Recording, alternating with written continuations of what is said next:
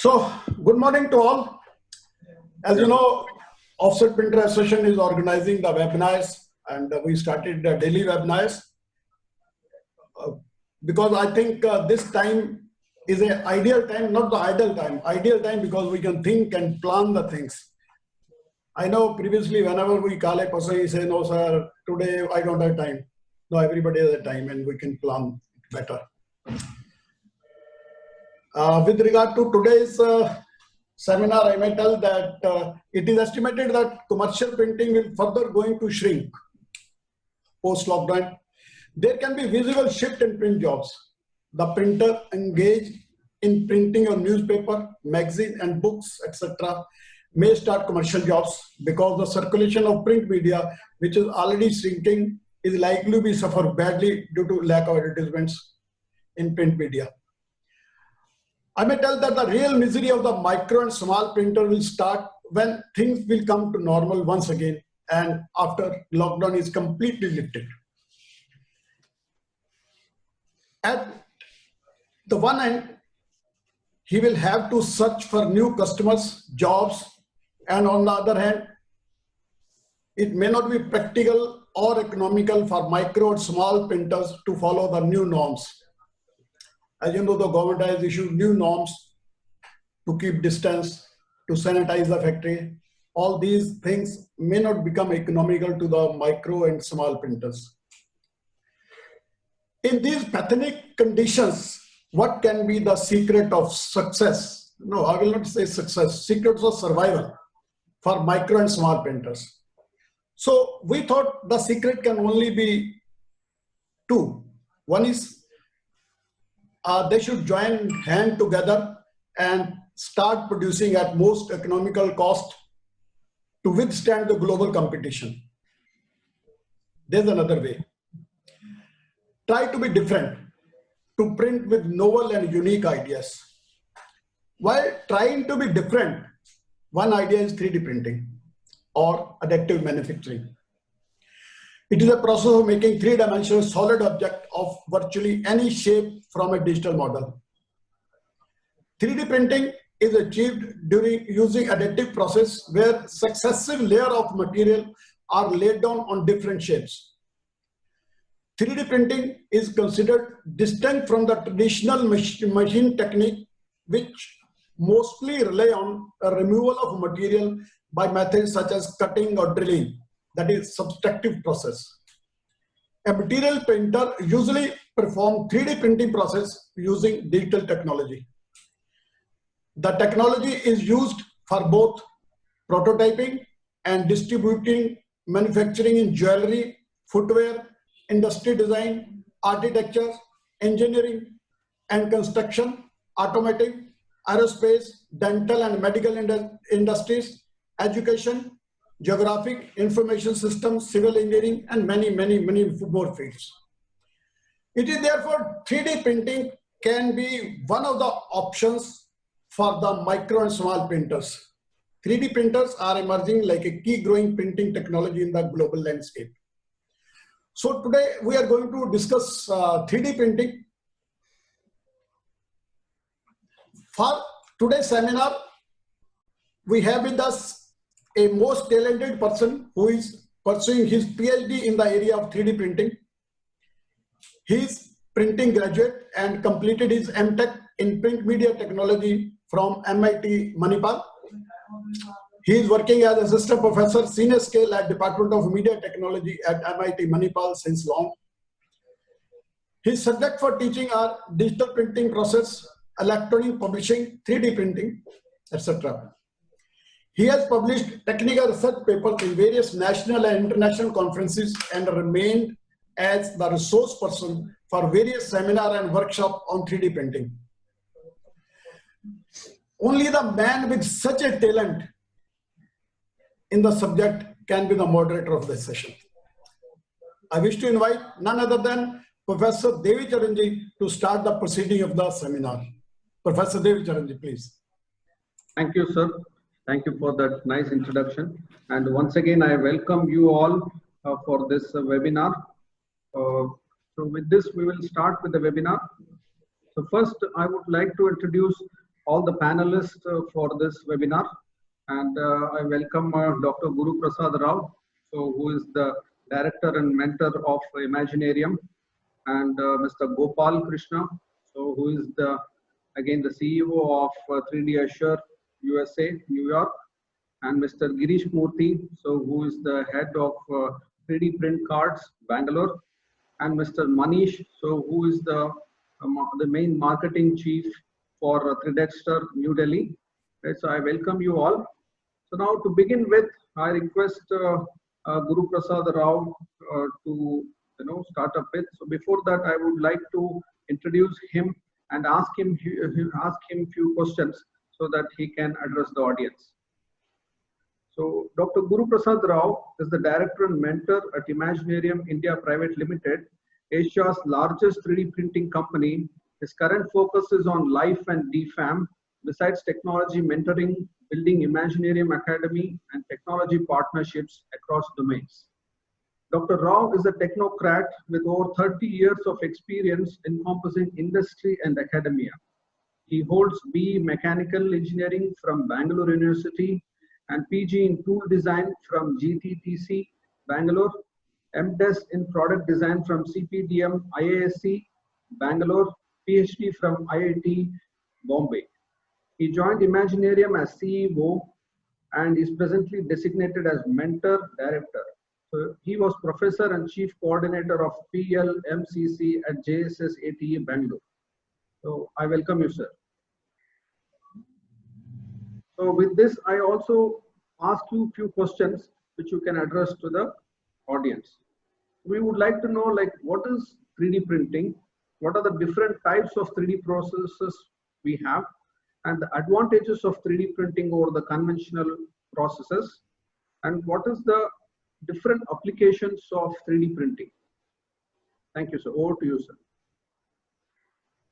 Thank you, Devi Charan, and thanks for this opportunity to reach you out and share our experience on 3D printing. And thanks for the generous introduction there. Devi Charan, I will touch upon all your points. I have a presentation to make, and if the presentation is done, if people have any questions, I would be glad to. So I'll share my screen now. So good morning to everyone. So we are going to explore this. Our chair has already given a brief introduction about 3D printing. So let me start. Since you're all experts of printing, let us start with your own expertise. 3D printing is connected to printing, first of all. And we all know, you're the experts, printing is nothing but a process of actually reproducing text and images. Okay. And 3D printing means is only one more thing addition to this. It can produce text and images, but also it can produce objects. That is the difference. So 3D printing many times is going to be mostly objects which you can hold in hand and explore. And 3D printing, many times people call it as additive manufacturing also. We'll come to that much later. But historically, as a practitioner, I don't want to call it as additive manufacturing, because manufacturing, according to me, is about making millions, not making few. While 3D printing is good for making few and maybe a few hundreds, thousands, but definitely not millions. Because world is changing. After all, it may not require such large volumes of anything in the future. Additive, if you ask me, a lot of things are there in the world which are additive, like the plywood or additive, because they're a sandwich of wood peel, and a glue. We know buildings are made up of bricks, and brick by brick they are going to construct, and so that is additive. Casting, you take, you have a molten metal, put in a die, and you can produce. So this is also drop by drop, it is going to make an object, which is full. And you take the example of welding. You have two pieces, you put them together and weld it, join them, and even this is additive. So additive, according to me, is a larger umbrella, of which 3D printing is a small part of it. Okay. So what is 3D printing? So 3D printing is a production technology which is a little different from the conventional ones. Okay. So I can say it is a new way of making things. What are the present, things we have? They are called subtractive. Subtractive in the sense they are going to chip material. And the 3D printing has been in existence for a long time since the first patent was awarded in '86. Since then, people have been thinking it is a big thing, and the adoption has been impeded because of some of the limitations of 3D printing. But I think most of it is overcome today. We are able to use it in a large application area, and as days to come by, it is only going to improve. Moving forward, many times 3D printing, it is like blind people exploring, elephant. You know, each one they touch something, and whatever they know as 3D printer, they think that is the 3D printer. Actually, in the world, you have different types of them. You know, like SLA, SLS, FDM, LOM, binder jetting, metal jetting. But today's this thing, I will not go deep into all these micro details, but I will say 3D printing, what you call as one, actually it is made up of several of these.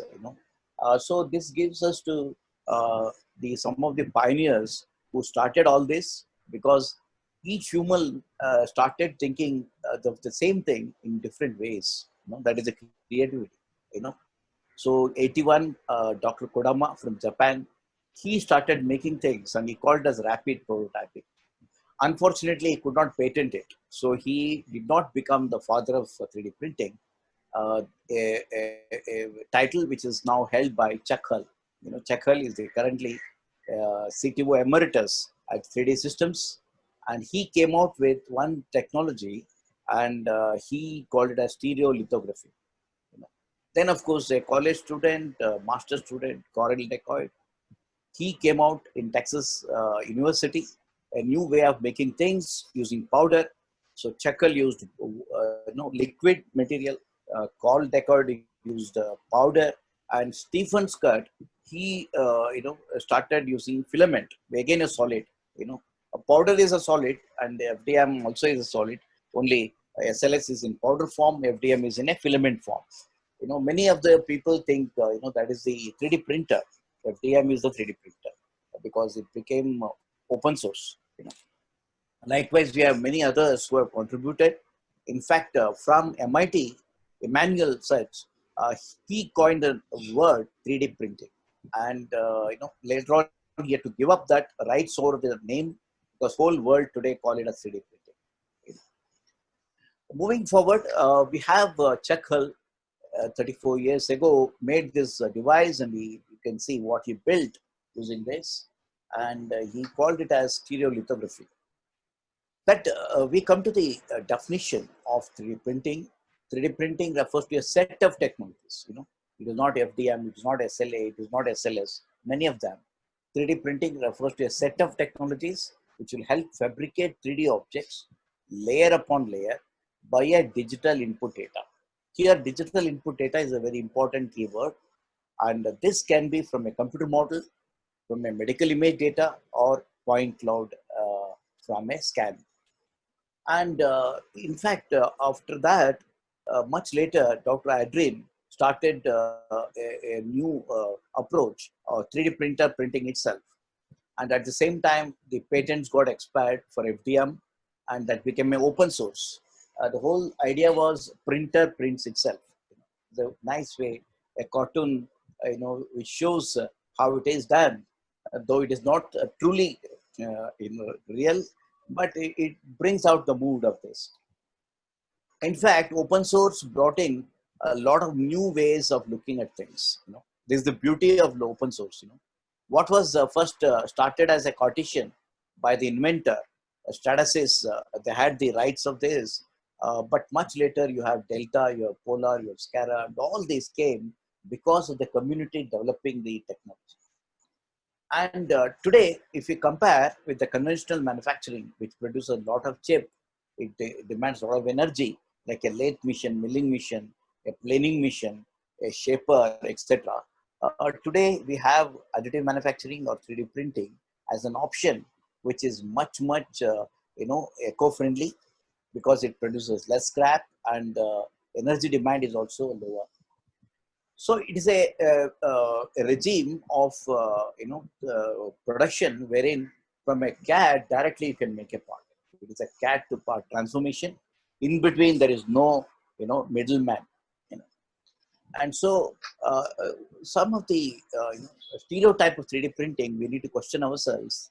Say this is a cocoa robot and it is dispensing clay and making an object and it can make it all around it, truly out of the box. And my question is it a 3D printer? Of course, it is a 3D printer. Why? Because it is getting digital data from a computer, okay, and that is getting dispensed, in X, Y, Z, and it is able to make a object. And so this is definitely a 3D printer. But if you see this, if this is a 3D doodler. 3D doodler is available for about 1,000 rupees now. And it is very much similar to a FDM technology. So I'll ask often to students, is this a 3D printer? They all say, yes, it is 3D printer. No, actually, this is not a 3D printer. It is though very close to FDM, with a filament and all. It is not a 3D printer by definition because there is no digital input data. So 3D printing is about making object from a digital input data, layer upon layer. So here also you can create layers, but there is no digital input data. So this cannot be called as a 3D printer. So what I'm trying to say is you may find many things which are not looking like 3D printing, but they may be 3D printers.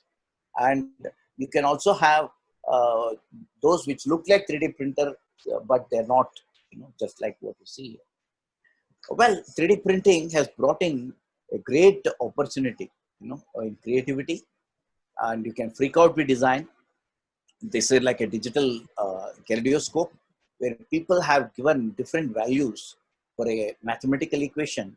They keep on seeing on the screen what is good and they export and they print it because it is possible. These were not possible by conventional wisdom of manufacturing, injection molding, CNC, or die casting, all that. It is not possible. And even it is unthinkable because we are not trying to think this way.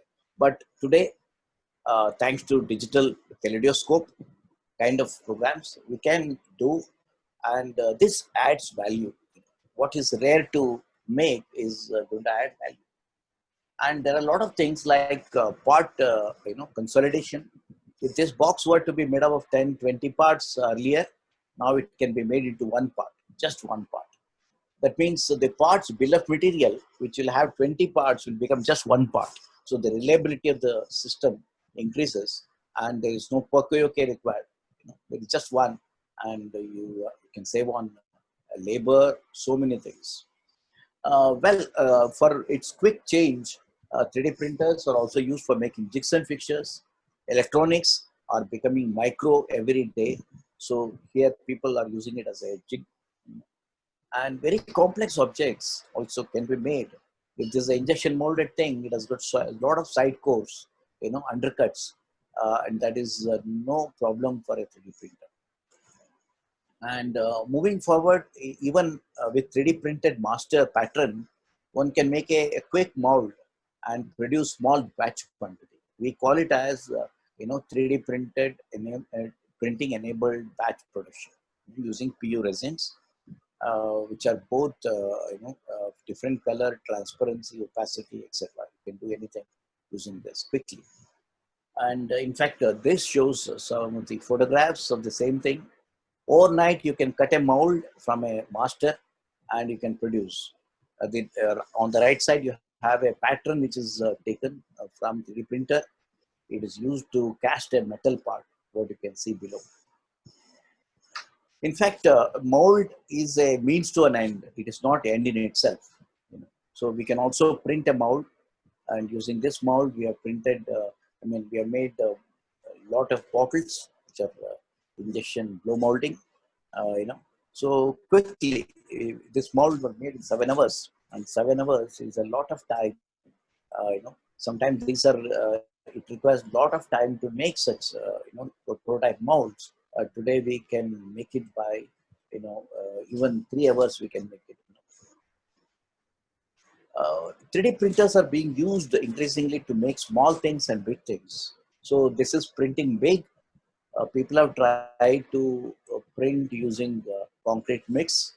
You can see the characteristic layer by layer build.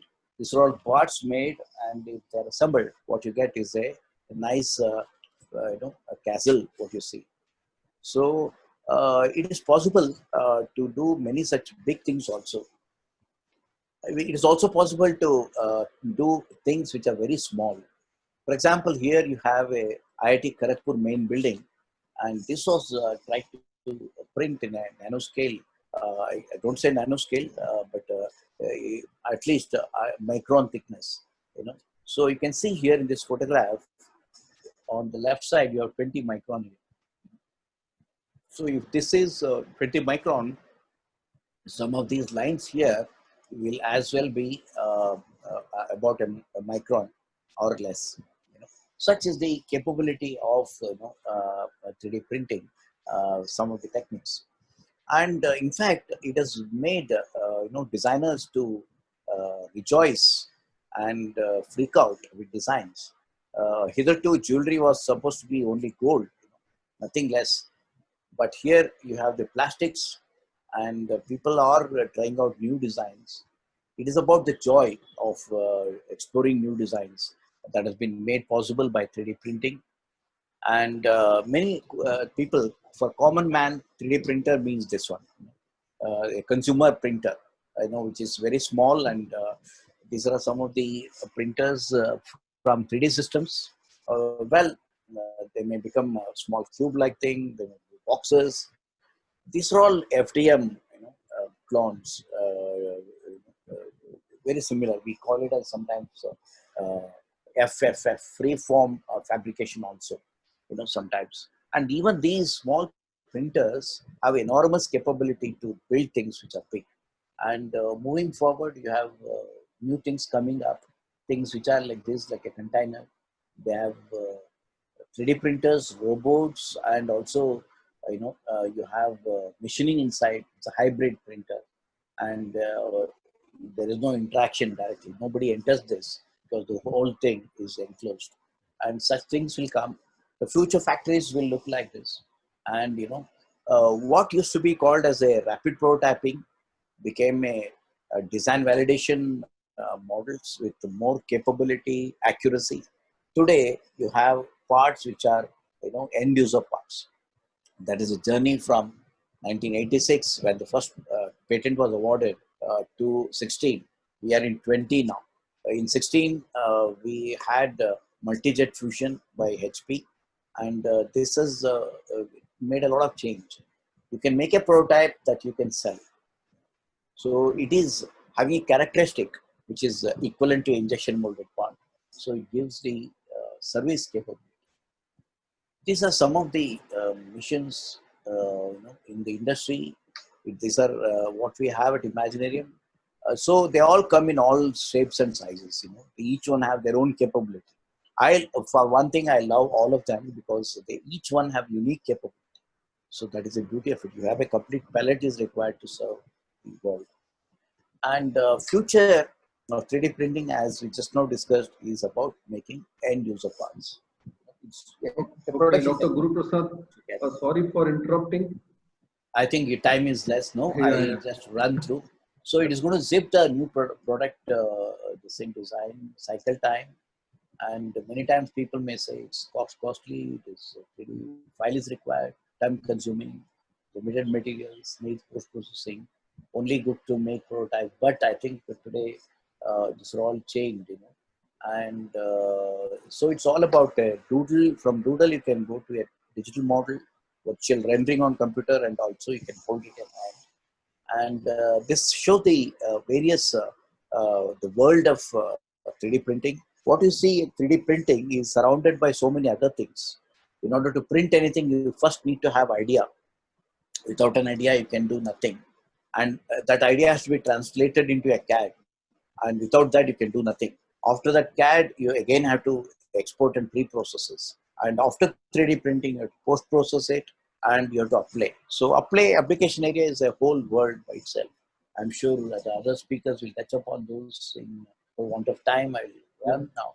So Thank you, sir. hardware, and just there is a cloud factory which has come. You are going to have a hybrid manufacturing where you are going to have integration of all this. And with this, I think I conclude.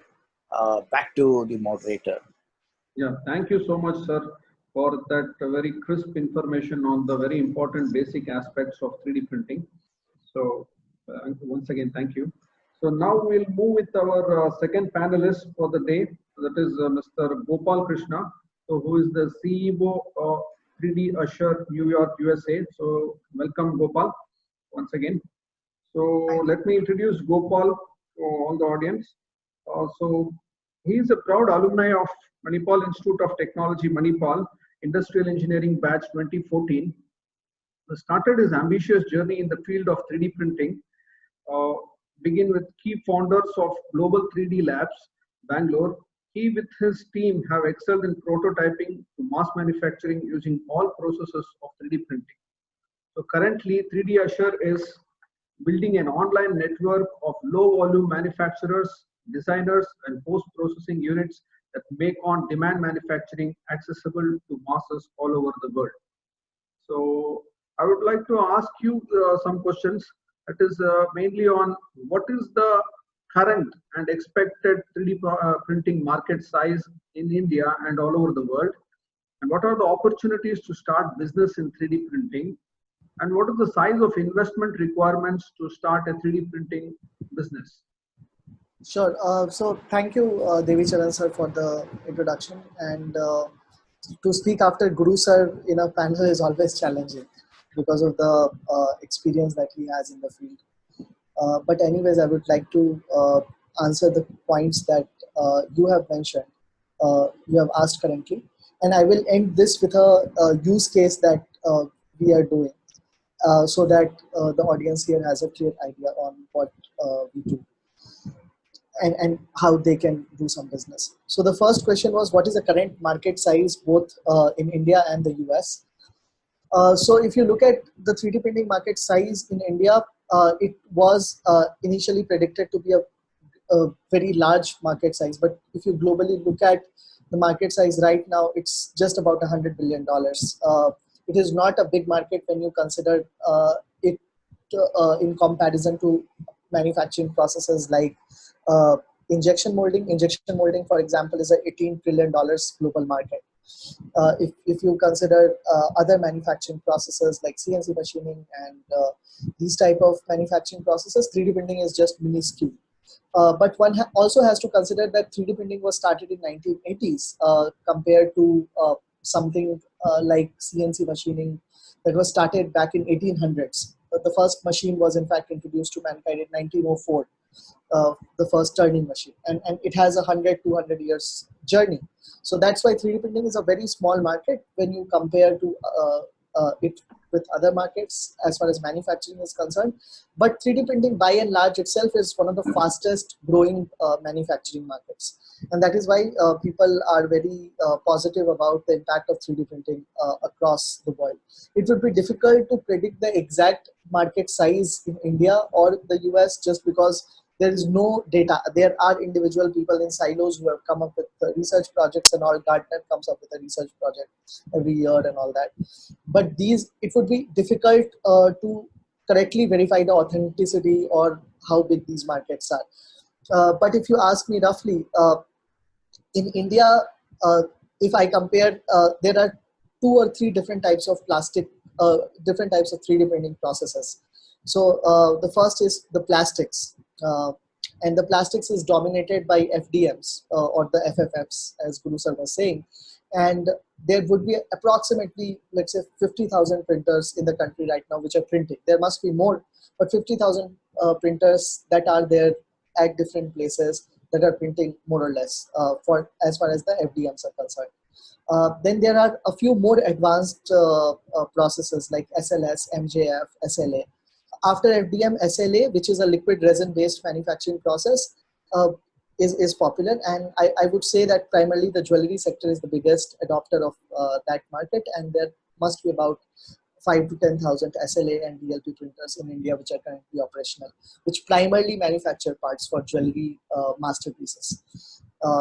And then there are industrial SLS printers, and HP recently introduced MJF and CJP and 3D Systems printer. So overall, I would say those printers would be about 3 to 4,000 in the country, the large industrial printers, as far as plastics is concerned.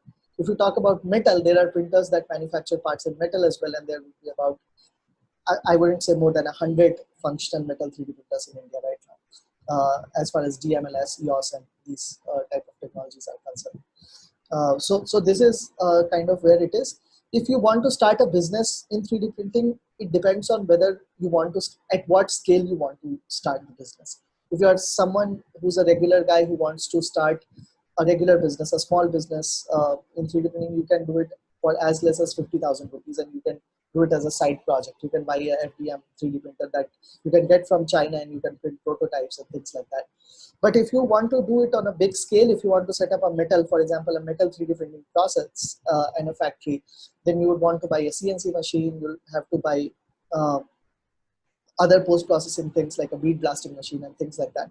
And that would require a whole machine shop setup, and that would probably cost you a couple of $1 million, which is about 15 crore rupees with current exchange rates. So it really varies on what your choice is, what kind of industries you come for. I know people in the US, for example, who have invested. I have been to factories where GE, for example, I've been to GE Additive in Cincinnati, where they've invested $100 million in setting up a 3D printing laboratory in a facility. And there are hundreds of metal 3D printers there. So it really depends on what kind of scale you are looking at. But if you are a average, let's say a print shop, and you want to diversify, I would say you can start small by investing maybe in a couple of FDM machines. That would cost you maybe 2-3 lakh rupees. You can print prototypes and those type of things. And as you grow into the business, maybe in a couple of years' time, you can buy more expensive plastic machines like HP machines or SLS machines, and so on and so forth. For print shops, I don't think it makes sense for them to transition into a metal manufacturing facility. Because there a lot of large players are in the market, and the market segment is small. So plastics definitely makes sense. And I would say that start small, and then gradually you could scale into that area. I will quickly share my screen for a couple of minutes, and I will show you a use case which will give you a brief idea of what exactly goes into scale application out of 3D printing. So this is one of the projects that we are doing. This is in Mao, where we are building a museum for the Indian Army. So I will take this use case. I think this is a very good use case for people who want to understand from an application standpoint how 3D printing goes. So the first step in this, so these are the end products that come out of that museum. I thought this use case is relevant to the print shops. So you can see that there are various types of products that different shops, not just us, but different people across the company, across the country have done as far as 3D printing is concerned. But then if you want to manufacture these products, you can do stereolithography, which is one type of process. You can do color jet, and you can do CNC machining, engraving. But we are doing a large project in Mao, where the first step is the artificial intelligence and 3D model and augmented reality part, where you capture data, you capture 3D data there, and then you move that 3D data into a manufacturing process. And then you manufacture parts like these out of that, and then you ask somebody to post-process and color it if you have a single color printer. In some cases, so this is done by a company called STPL3D. They have used a metallic post-process on this. This is done by an artist who has used a color process. By his hand, he has done color. So you will need to have people who can color these parts and all that as well. And then for smaller objects, you can use something like a SLA printer or a CGP printer. You can get a full colored object, and then you will need to post process this as well. Because post-processing is a major role, and there are a variety of post-processing processes that come into picture. So these are some of the large-scale life-size sculptures that have come. Not the first two are by a company called STPL 3D. The third one is by our company, and we have built about 500. We have built about 150 of these type of statues in the museum in Mao. And we are now doing a similar project in New York where we are doing captive production. We have installed about 20 3D printers there, and we are kind of churning out models every day. So you could, as a print shop, you could also make souvenirs out of this. You can make gift items like lithophanes, and then these are a breadth of 3D printers that are there. And if you are better getting into a 3D printing facility, you might need a few auxiliary machines like a CNC miller, a CNC router, maybe a scanning setup and things like that. So the investment really depends on what exactly you are looking to do. But if there are questions, I am open to answering Maybe, any. maybe the questions we can have it in the end, Gopal. Sure, definitely. Yeah. Okay. Thank you so much for sharing that wonderful information. Thank you. So, okay. So with this, we move on with our third panelist for today. So that is Mr. Girish Murthy. I welcome you again. Yes. So who is the director of 3D Print Cards, Bangalore, India here. Okay. So welcome, Girish. Thank you. Girish holds a bachelor's degree in mechanical engineering and a master's degree in aeronautical engineering. So has mastered additive manufacturing by heading operations in design and sizing, calibrating of 3D printers for highest print quality, and also guiding the marketing and business development team at 3D Print Cards, Bangalore. So Girish, could you please help us to know, like, which are the 3D printing processes best suitable to start a small and medium-sized business? And also, what are the challenges you face when you start a small and medium-sized 3D printing business? Yeah. Thank you, Devicharan and the team, for giving a good introduction. So it was a very warming session in the morning to get to know how the entrepreneurs, I can say, ecosystem is responding to 3D printing. So I would say, like people who are entering into the whole, gambit of 3D printing.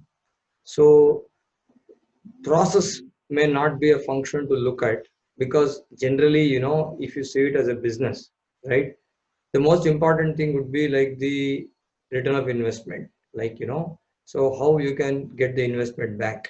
That would be the priority. Okay, because when you see a business in terms of process, right, so first you need to understand the process, right, so that takes time.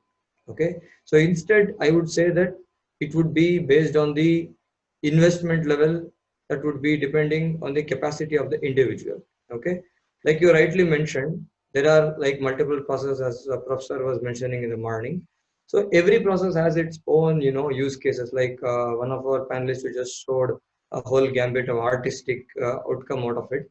So we at our company, we have like multiple approaches for 3D printing, where we make our own 3D printers as well, and we give 3D printing service as well, and we do product development as well. Okay, so now as a outsider, if you want to start a 3D printing business itself, right, so the best starting point would be, as far as you ask me, would be not too much worry about the technology prime, because there are already a lot of service bureaus, right? There are already a lot of machines. Okay, now the first input would be to generate the inquiries. That would be the first way. Okay, and then you get into the system by getting the orders completed, right, so that you get to know, because the technology is new, right, so you get to know the dynamics, like how much is required to invest. Okay, what's the profit margins you are making, and then you'll also come to know slowly the technology challenge. Okay, I wanted to print some kind of a sculpture, which the panelists showed. Okay, maybe this sculpture is intricate. Okay, let's not go through FDM. Okay, maybe we'll try SLA or maybe SLS, right? So the prime motive to get into the business would be to identify the market. Okay, and that's pretty, I can say approachable these days because via the internet. That is one. Okay, and also by the development of the industry which is going around us. Okay, and because now there is a little bit beating for the Chinese market. So because of the pandemic and related issues, so there is a lot of localization possible. Okay, so the starting point for a person who needs to get into the business, okay, would be something I would like to say anything regarding to plastics. Okay, because nowadays the most accessible technology compared to affordability, that's important. Okay, okay, I would say like, okay, you can start with metal 3D printing, but the affordability of the end customer is the need of the hour for a business to grow, right? So the most relevant market to good would be plastics. Okay, and I could give you one very good use case for the printing fraternity, right? So we as a company, as I told you, we do a lot of product development across verticals, and we have got into spare parts very deep. Okay, so we work with OEMs where we develop spare parts, and you will be surprised to listen like we develop spare parts for the printing community itself. You have your Xerox machines, you have offset printers, and these are having a lot of mechanical parts, right? And these parts have a life. So sometimes when you can't source a part, for example, a simple gear, it's broken, right? And most of the cases, these are all certified machines. You need to source the part. Now, in these kind of scenarios where you don't have a supply chain, you can set up your own supply chain, right? So that's what we do. So for the printing fraternity, in the current scenario, I can suggest a good entry point would be with their own machines. Spares for their machines is a very good market because we print nylon parts, we print PLA parts, we print ABS parts, at least to keep their production going, right? So that would be a nutshell answer for what you asked. So plastics is a good entry point, and service bureaus are there. You can access the service bureaus. If you're looking for an investment, so it again depends on your capacity, right? So if you're looking for a small and medium scale, yeah, definitely FDM is a good option. Okay, so you can buy machines from us or you can buy machines from the market wherever is available depending on your capacity.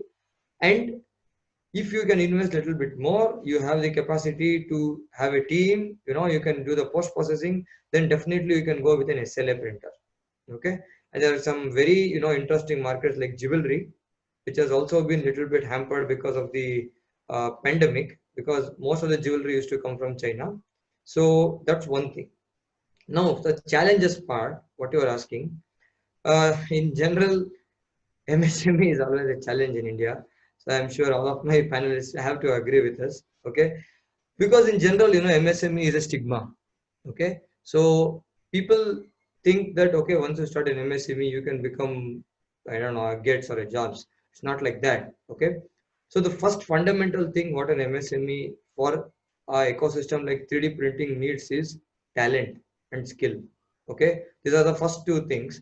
So this I would request education fraternities like Mr. Devicharan to stress more in the academic level itself. I'm happy. I think now in the recent there has been additive manufacturing subject which has been started. That's good, but that's still at a very very surface level.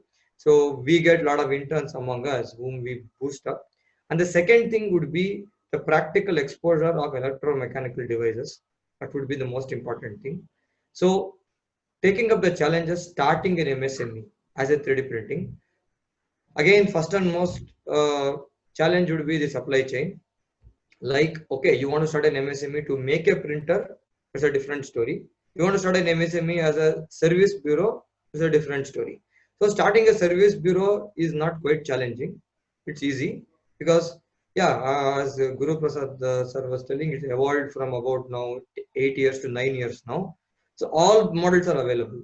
Whatever is available in the international market, everything is available. Your Markforged, your Zotraxes, your Polyjets, everything is available. And this comes at a cost. So once you feel that, okay, this is too much investment, then you can come to startups like us, where we do industrial level machines as well. Okay. So if there is time, I can show you some case studies, otherwise we can share it offline. So those can be the affordable thing. And there is one level below also. You want to start as a hobbyist, okay, where you want to, like all of you are from the printing ecosystem. So you are much ahead of engineers in creativity. That much I can say. Okay, because creativity is much required for 3D printing sometimes than engineering. So you can all have a machine for yourself as a hobby, and that can kickstart. So that would be a good way to proceed, I feel.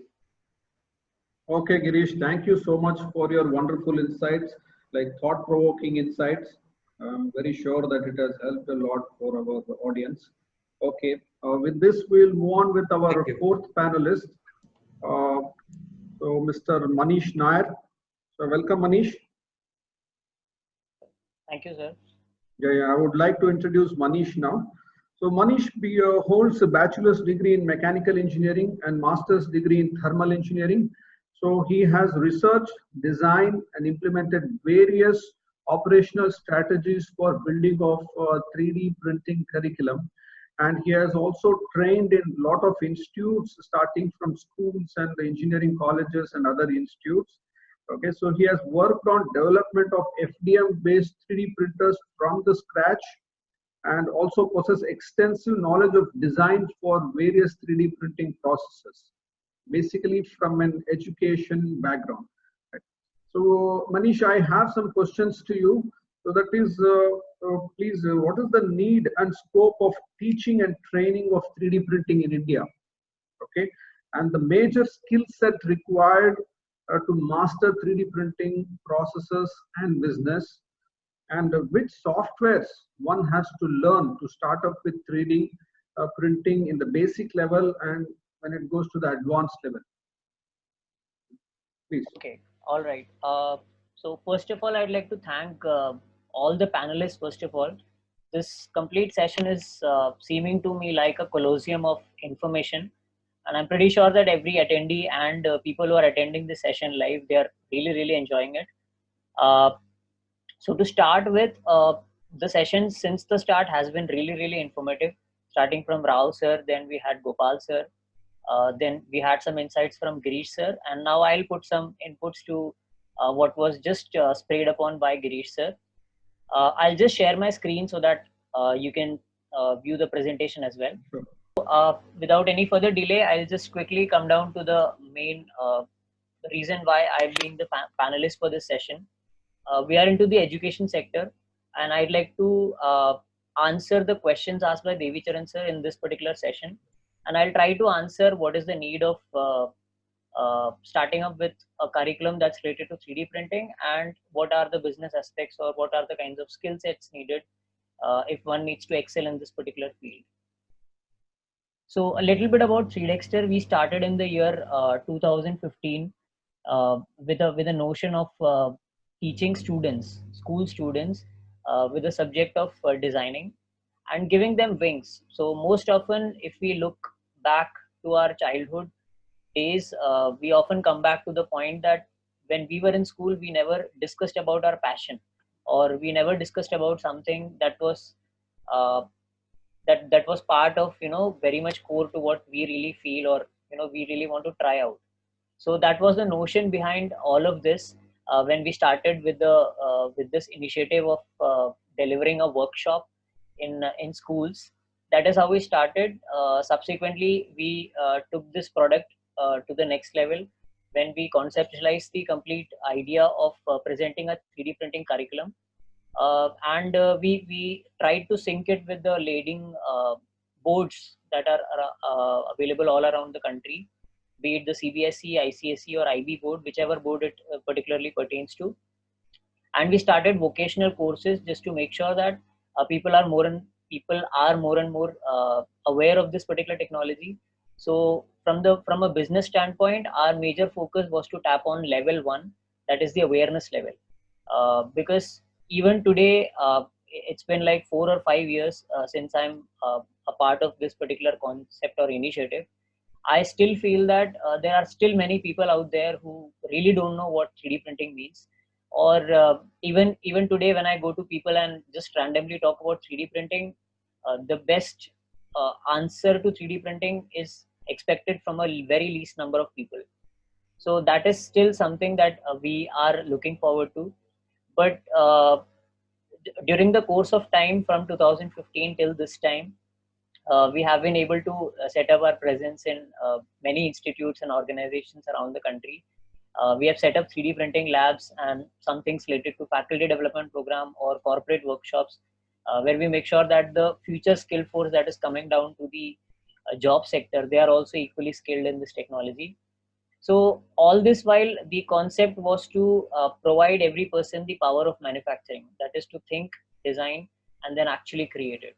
So this is basically a small representation of what we basically take up in our schools. So the major vision for us has always been to provide skills like visualization, problem solving, creativity, subject integration, experiential learning. Now, all this while, this is that one question that has always come down to our mind, or the question that was asked by Devi Charan sir: what is the actual need of 3D printing in schools, or let's just broaden that question to colleges or maybe any other institute. Uh, a very small research data of what we found on the internet. Uh, just after 2 weeks, right now we are having this webinar on 3D printing. This is actually a psychological fact. It's only 10% of what we read, 20% of what we hear, 30% of what we see, 40% of what we see and hear, 70% of what we say, and 90% of what we actually do is what we remember after 2 weeks. It's a very critical data, and this data also shows that the kind of education system that we have right now lacks in experiential learning. When I say lacks in experiential learning, it significantly means that the concepts that are learned by students, even in engineering colleges, uh, many a times it's just the theory that gets passed upon, and the practical hands-on skill is still left. And from this data, it's quite evident that anything that is done or anything that is not done is not learned properly, or it's not of much use in that particular person's life. So, you know, building on to this particular information, this is how we started with creating a curriculum and guiding students with designing with 3D printing. One of the things that we noticed in our classrooms and in our workshops is that um, people have started realizing that there is a whole together new dimension, or let's say freedom of designing. A while back, okay, I'll just give you a a very random data. Let's just say 10 years back, for someone to design on a software, it had to be a skill. People had to hire a person who has specifically done an engineering degree, or let's say he has got expertise in that particular software to come up with some solution. But now things have changed for the better, and now what we have seen is when we have actually given this particular skill to the students, when we have taught them that this is how designing is done, we have seen some very very amazing projects among students and people who are from colleges, which actually brings meaning and value to the life that they are living as a student. Because if you just look back to the college life that all of us had, we had too many subjects to study, we had an exam to pass, but very little do we actually think of what we are particularly thinking to take forward after the college life. So this is something that has sparked that innovation, or maybe if I could precisely put up my particular point is on problem solving. That is the main skill, or the main attribute that has contributed by introducing a 3D printing curriculum in classrooms and in other educational spaces. So our business model is really really simple for all those people who are really looking forward to bring up this as an opportunity. I We function in all sorts of educational spaces, be it schools, colleges, be it industries, and we try to inform or maybe create opportunities. Like I was saying about opportunities, it's not just about tapping on opportunities when they come, but rather to create these opportunities. So we are happy to particularly say about this particular aspect, that with our initiatives we have tried to create our own channel partners. We have tried to give our services to OEM partners, where we build our own machines. Just like Modi has come up with the concept of Make in India, we are also equally proud that many panelists in this particular webinar also manufacture their own machines. We also manufacture our own machines, and we are proud to say to out to the people that this is something that is bringing about a revolution in the kind of research and development that the world has seen. One of the most recent examples that I would like to give you before going on to the next slide is that COVID situation is really, really scary and extreme right now all around the globe. Uh, at such a time when all the major manufacturing industries are shut down because of the lockdown situation and because of some extreme situations by the government, uh, it's really, really imperative to understand that 3D printing companies like ours we are working with 100% swing just to make sure that there is some customized solution that can come out to help out in this kind of a crisis situation. Not just talking about 3Dexter, but every company out there who's working in the field of 3D printing has been a very big help in creating face shields and face masks, and that too customized ones. And To Manish, could you please tell which are the softwares it's useful? Right, sir. I'm coming to that particular Because we part. are running short of time, so if you can. Right. I'll just come back to that part. So this is an ideal classroom wherein we have softwares too, wherein students actually start with designing. They create a 3D printable file and then they finally 3D print it. So for anyone to start with 3D printing, sitting at your homes, you can use any modeling software, 3D designing modeling software. Something like SketchUp is what we popularly use, or it could be a software like Tinkercad or Autodesk Fusion 360. If you're still in your school or colleges, or if you want to just try out your hands, they have a free version, trial version, which you can use and try to build some amazing projects. That is one thing, and the second thing is basically to 3D print. So 3D printing essentially involves designing that particular part, and secondary being slicing that particular model. So slicing also offers a good number of softwares like Cura, Slice 3R or Idea Maker. So there are a good number of freewares that are open, and anybody could actually tap on these softwares and learn about the concepts. Some of the student creations of what we have done in the past, we have got students who have made their own 3D printers under guidance. A very interesting example, this is the world's smallest satellite made by one of the Indians. He's basically from Tamil Nadu. The name of the satellite is Kalamsat, and it's made out of FDM 3D printer. So opportunities and initiatives like these is something that the world is actually looking forward to. Mass customization rather than mass production is what the globalization is making way forward. That's all from my end. So I just want to wrap up this particular my particular session by telling that it's not a stigma that people need to look at 3D printing. It's just to welcome 3D printing and explore the possibilities that the technology can have. Yeah, Over to thank you, sir. Manish. Thank you so much for your valuable insights on the education aspects of 3D printing. Okay. So now I request the audience to ask any questions if they have. So you can feel free to ask any questions to any panelist. So I think Dr. Guru Prasad has left the discussion because he told he had some preoccupied other commitments. So you can ask to the other panelists. Sir, there is a question in the question box I'm seeing for Gopalji. What is the scope of this setup? This for Gopal, yeah. Yeah, so I think it's a follow-up question of something that I had answered previously. I think so. If you can answer that way, other audience will also come to know what you want to say about the scope and the feasibility of the city. Basically, if you are asking me, from what I understand, till the time he types, from what I understand, if you're looking to set up a basic 3D printing facility, then it is good enough to start printing. For example, for print shops, you guys are already into a lot of memorabilia, and you print a lot of customized things for a lot of people. So to your existing corporate customers, you can offer things like trophies and figurines and gift articles and gift items and those type of things. Is what you can do out of plastic 3D printers. If you are going into metal, then it goes completely industrial, where there are applications in aerospace and space sector as well. But as far as plastics is concerned, primarily for gifting and those type of purposes. So Mr. Mohammed Samir has asked, what is the minimum cost of 3D printers, like basic 3D printers? Any of you, could you please answer that? Yes, sir. I'll take that question. So you can get a 3D printer as low as 8,000 rupees. Uh, it's that easy. Now the Chinese market has got really exploded when they started with the production of 3D printers.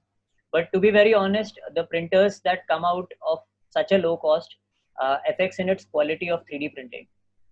We offer a 3D printer that is capable of printing somewhere around 5 to 6 materials, different materials, majorly thermoplastics. And I'm talking about FDM 3D printer, and we are currently selling it at something around 35,000. Yeah. Yes. And Mr. Sahil Vohra, there he's asking, what is the scope of 3D printing in construction? So Gopal, could you please answer that? Yeah, yes. So basically, construction 3D printing is something which is very in very initial stages right now. But in India, there are two companies. In India, there are a few companies that are working in silos, but primarily there is one company who has done some progress. It's a IIT Madras based company called Twatsa. If you want to reach out to them, you can Google them. You'll find their their details.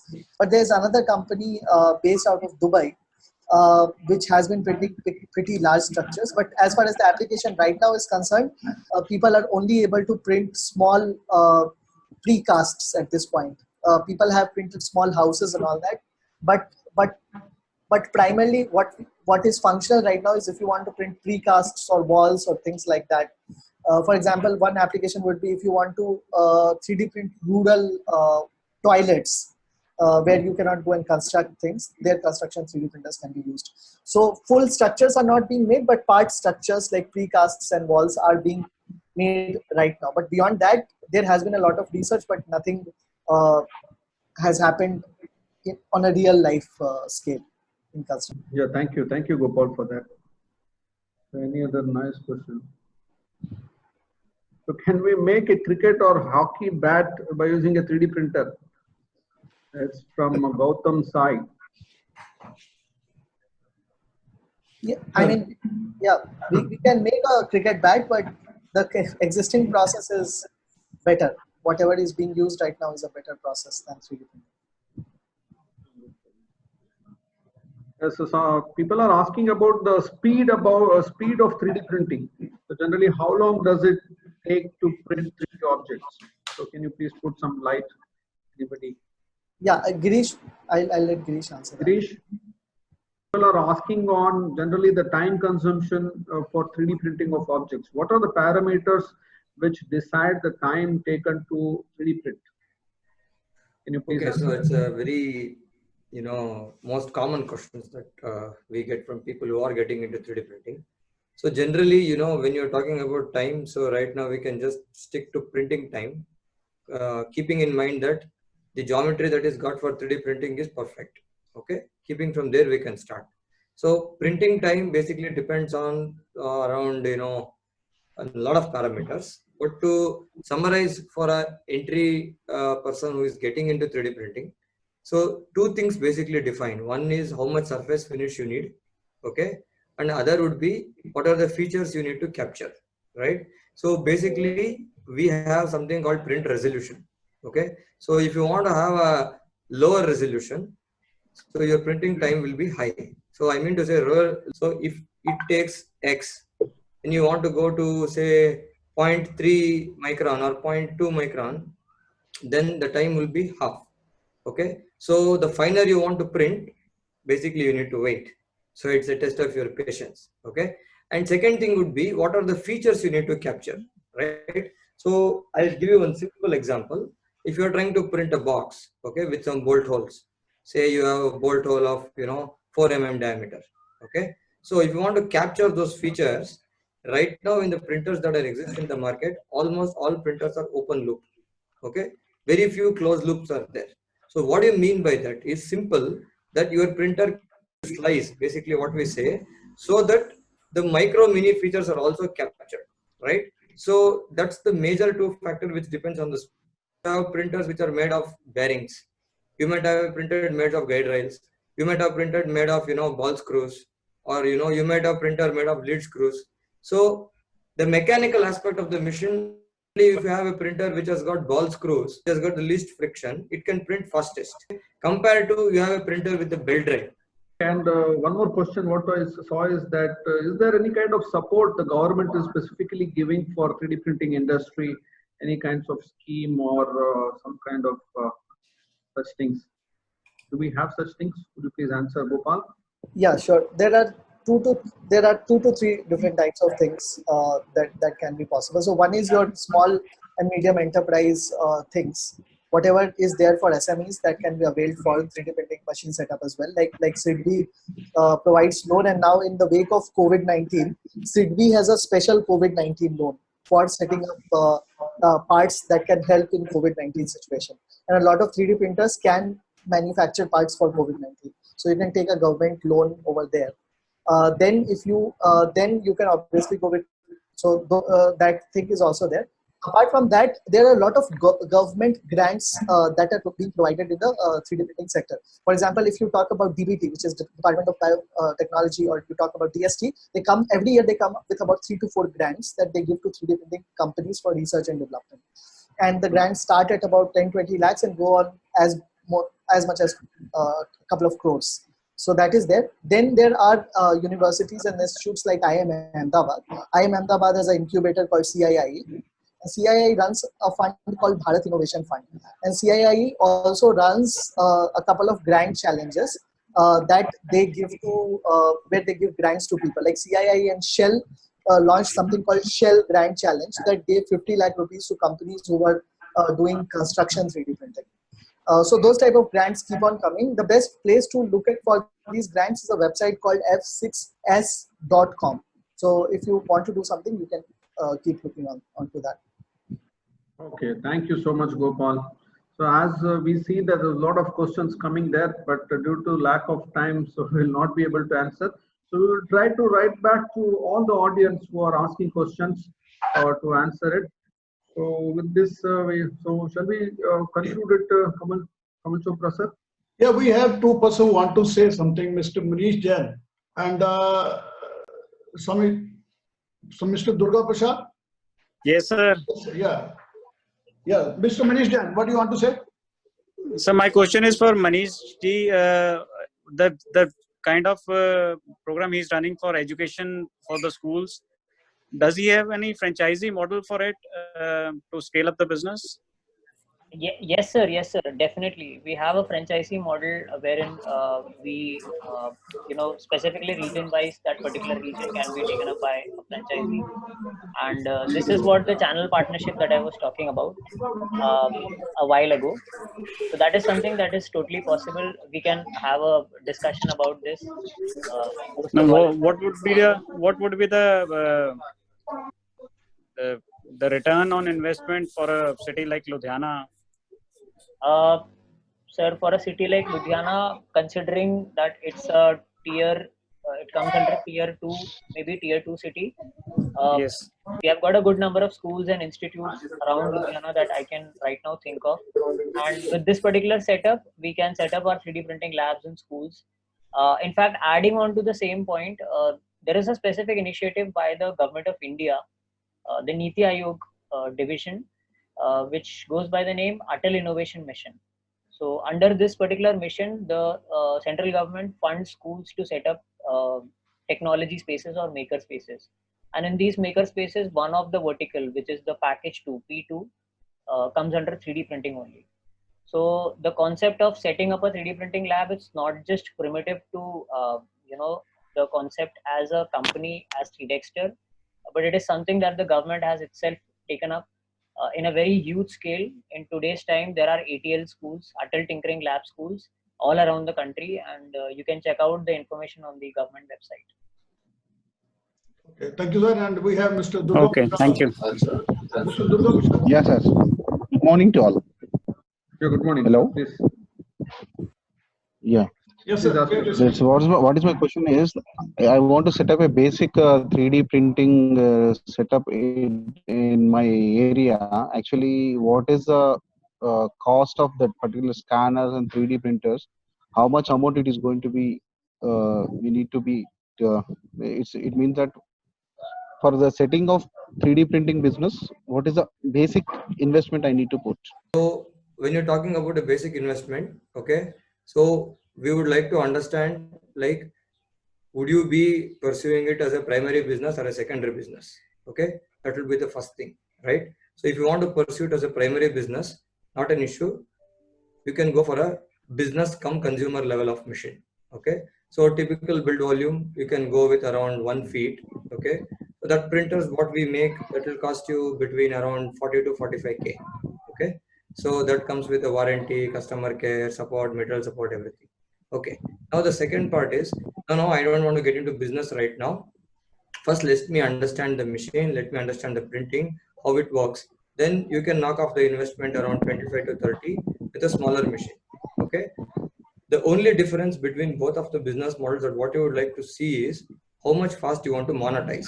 Okay. So when you monetize quickly, okay, then maybe you need to invest on a bigger machine because the market demands generally thermoplastic sizes of around average of 1 feet.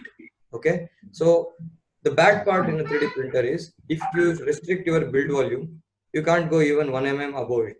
Okay. That's one disadvantage. So if you have a vision that, okay, anyway, 1-2 months down the line, I would like to definitely expand it and start giving out of products to customers, then I would definitely prefer you can start with a 1 cubic foot machine.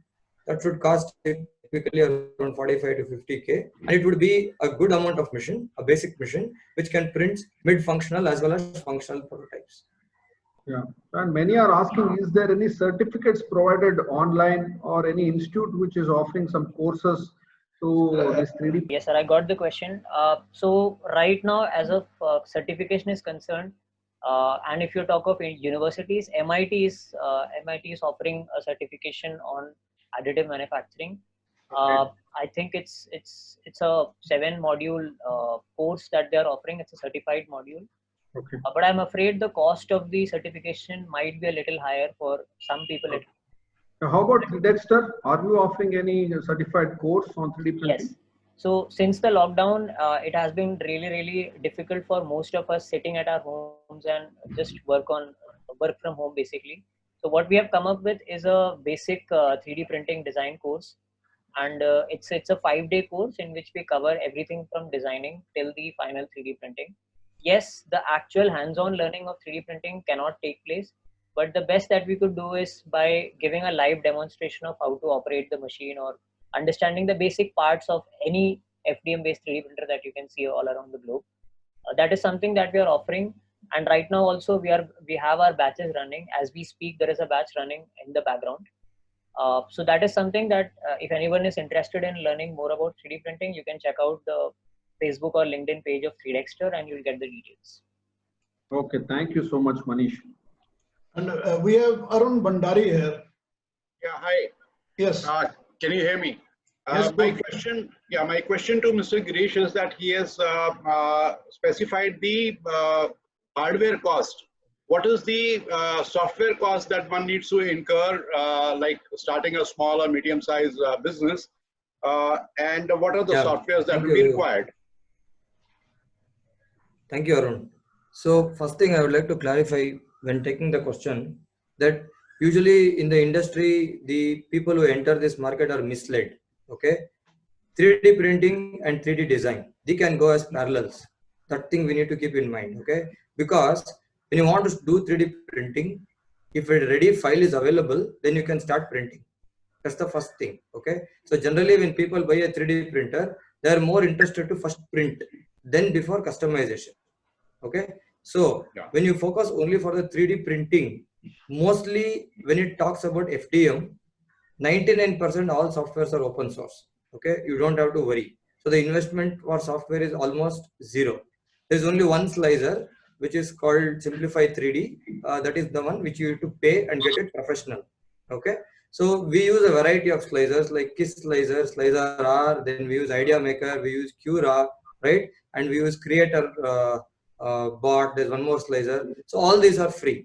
Now, the other kind of software which mostly people don't even touch up is how do you make a part printable?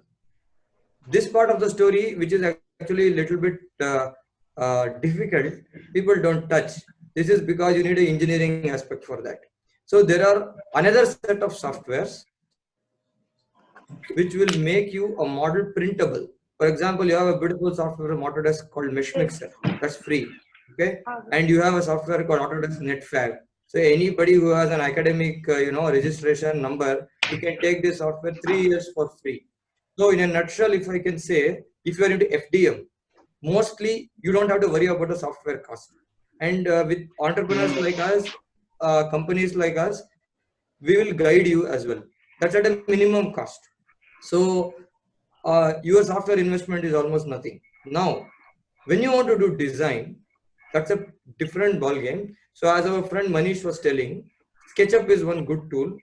Again, in Google SketchUp, I think you can discuss with Manish. There will be different versions. An enterprise version is there and the entry version is there. But there are a lot of open source tools available on the internet like Tinkercad. Tinkercad is a very, very good tool where you can start off. Okay. And there are a lot of Python based HTML tools which are also available for free. You have got FreeCAD. Okay. So if you want to start a 3D printing bureau, you can be rest assured, sir. You don't have to really think of the software cost. It's more about the hardware. And even the firmwares that we give, those are all our proprietary. So that has at no cost. It comes including the machine itself. Now, Mr. Aman Gupta, what do you want to say, sir? Aman Gupta. Yeah, good noon, sir. Thank you. I want to start making miniature replicas of newly wedded couples. Since we are into wedding card boxes, just a token of love from our side. I just wanted to know the cost of making these two pieces and equipment required and suppliers. Yes. So Aman said the best. There are two ways of doing it. One is the color 3D printing technology, and one is the non-color or monocolor. But since you are in the wedding business, it would make more sense for a colored machine. And the color machine, the best color machine that is in the market right now is a HP MJF color machine. There is a CJP machine as well from 3D Systems, but typically a HP MJF 580 is the best machine for color replicas. It would cost you somewhere about 60 lakh rupees to set the machine up, and then you will need to buy a couple of post-processing units and all that. That will typically cost you another 10 to 15 lakhs. So maybe 75 lakhs is what you can consider if you are setting up the machine. If you want to reach out to people, there are 3 distributors in India who do HP MJF. One is Imaginarium. Guru Prasad sir was there from Imaginarium. Apart from that, there is a company based out in South. Reddington does all the distribution for HP MJF. They're based out in Chennai. And in Delhi, there is a company called Adroitech. They do a lot of distribution for all the northern part of the country. So they will be able to supply the material. We have Dr. VM Sundarajan. Dr. VM Sundarajan. Yeah. Yeah. Good morning to one and all, sir. Hello. Please. Yeah. So, Yeah. yeah. Sir, the nice presentations, nice informations which you presented, all the people or all the guests, all the dayas, I accepted. Is it possible to any civil engineering product is available in that market while using the 3D printing? Because some of the foreign countries, they have some house construction like a 3D. Okay, so only they are using only two-phase material like cement and fine aggregate instead of coarse aggregate. So do you have any idea about, because in future what we are traveling the 3D printing is they will add in the syllabus also for mechanical, civil, or whatever maybe any or that engineering courses. So definitely this information is useful in future also. We are trying to make a project also students 3D printing also, 3D modeling concrete also. So do you have any idea about, please share, sir. Yes. So if you ask me, the best company to reach out to in India for construction 3D printing is a company based out of IIT Chennai called Twatsa. TVASTA is how you spell it. You can go online, you can Google, and you can reach out to them. They'll have their contact information online. And I was just trying to pull out the name of the best International, yes. So the best international player is a Dubai-based company called Apis Cor, APIS space COR. And both of them are able to print concrete at this point. They primarily use a fast-setting concrete and some kind of a adhesive to print precasts and structures like that quickly. But these are the only two companies. There has been research done at NYU, Singapore, and these type of universities. But Yeah, one of my students also, they did in small 3D concrete. So Okay. only two-phase material, but we are trying to make it a concrete also. Okay. Okay, so these are the two companies. They're subject matter experts with this, and if you want, you can write me an email and I'll connect you to them, and you can reach out to them directly. They will have a lot of information. Yeah, we got lot of information due to the pandemic of Corona. We Yeah. have lot of information we are receiving. We are attending that lockdown period. A lot of information through that online. Thank you for clarity. Thank you. Thank you to all. I'm reading a question for Girish. In case we have one gear and doesn't have the CAD design, how can we reproduce it using 3D printing? Yeah, good Okay. question. Yes. So that's a very nice question. So this is where the creativity of the brain comes into. So basically, if I can say, there are three modes to give an input for a 3D printer. So that's where our company supports industries end to end. So first is your concept modeling. So you can do a 2D concept sketch, okay? And then you need to get it to a digital modeler or an engineering modeler. So basically in engineering, you know, you have two kind of designs. One is a parametric, other is non-parametric. So the wedding part the person was mentioning, that comes into digital modeling. So you have a lot of digital, you know, sculptures available, freelancers are available, okay, where you can get them service. So for that, the input would be a photograph. Generally, you need to give like 3 views, okay, left, top, front, right view. So they're going to create a 3D model out of it. The other option is our regular engineering way, where you give them a 2D drawing and they convert it into a 3D model. So the basic input has to be a data in 3-dimensional, okay? And if you want to get into the formats, that's another, you know, a chapter to talk. But in general, again, in the formats, now the industry has become quite rational, and you have like open source formats. So one of the most common open source format that all of us we use in 3D printing is in STL. That's called the standard tessellation language. Okay, that's an open source format. So any software now in the industry can directly export any file into an STL file, and that will be printable. And other option also is there is a 3D scanner available. So as Mr. Gopal was saying sometime in his morning presentation, the attached accessories that comes for 3D printing. So 3D scanner is one of the vital thing. Like one simple use case that I would like to just quickly mention is we make 3D printed prosthetics where we enable handicapped people. So we have maybe, you know, one of the few companies who have a patent behind it. We're doing it from 2 years with Mobility India. So the thing here is we directly scan the amputated knee of an handicapped patient, and that gives you a 3D model, and that we do some digital modeling and then print it. So it could be 3D scanning or a 3D model or a 2D concept sketch or a photo. So this could be the 3 ways of input for a 3D printer. Okay, thank you so much, Girish. Mr. Ashok Bhandari wants to say something. Arun Bhandari. If you want, I can allow him. Mr. Arun Bhandari, what do you want to say now? Yeah, again, my question goes to Mr. Girish. Like you said that to start a small or medium-sized business, the investment into the 3D printer is about 40 to 45,000 rupees. But in case if I want to make spare parts for the offset machines that you had mentioned in your presentation, what would be the machine required for that? Fantastic question. So I'll tell you something. We have been digging into spare parts market for the past 6 months. We have got some very nice OEMs in and around India where we develop spare parts. Sir, the final, you know, the boiling point where it comes to is the expertise of how you understand the machine and you respond to it. Okay, my machine can print a wedding doll, and my machine can print a spare part even for an automotive company. Okay, so same 50,000 machine prints both. So this is where a bit of engineering comes, where you need to understand a part of the science called DFAM. That's called design for additive manufacturing. So that part also we can teach you. So the same machine can print a gear for your, which is mostly common in the offset printers, but Of course, there are some challenges where there are size requirements and there are precision requirements. For example, you can print a 32 teeth gear of a diameter, say 40 mm easily on a 3D printer. At the same time, you want to say, I want to print a 5 mm or a 10 mm gear of 32 to 52 teeth. Definitely, it's a challenge for FDM. So we may have to go for another technology like Guru Prasad was mentioning in the morning, SLA or SLS. Okay, but in an average nutshell, the same 50,000 machine can serve you for most of the parts.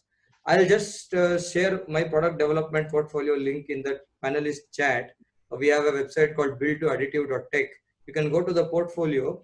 There you can see the real-time projects we have done where we have directly printed from our machine and included directly into the system. So that's what the people are asking, whether 3D printing is eco-friendly. Yeah, that was a question. Yeah, Gopal, can you please answer that? Short answer is no. I mean, right now, no, it is not eco-friendly.